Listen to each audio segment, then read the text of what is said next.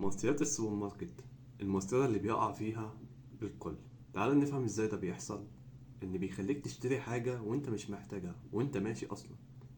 تعال نفهم الفكرة اللي بيعملوها، بيوقعوك فيها. ليه اول ما تدخل المخبز بتشم ريحة المخبوزات وبتجوع؟ تعال نعرف. توزيع الاساسيات، ليه بيخلي اللبن والبيض والالبان في اخر الدنيا؟ ليه؟ علشان يجبرك انك تعدي على كل الممرات وتشتري منها الحاجات اللي انت مش محتاجها اصلا، بس مجرد ان العين شافت خلاص فانت هتجيبها.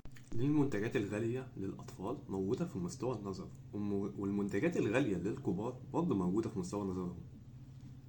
علشان عينك تقع عليها الأول، وده يخليك تشتري. وهنا بقى أخطر نقطة، مصيدة الكاشير، ودي لعنة موجودة.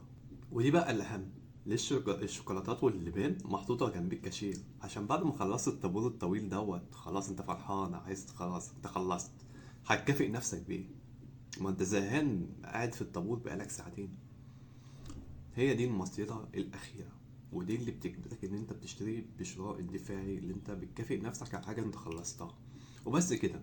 ما تنساش ان انت تتابعني على التيك توك او الانستجرام او الفيسبوك، وهتلاقوا حاجات جاية جديدة بتشرح ازاي التسويق بيحصل. وبس كده، عشان ما تقعش في الفخ دوت، اعمل لي فولو، خد لك قهوة، خد لك فكرة.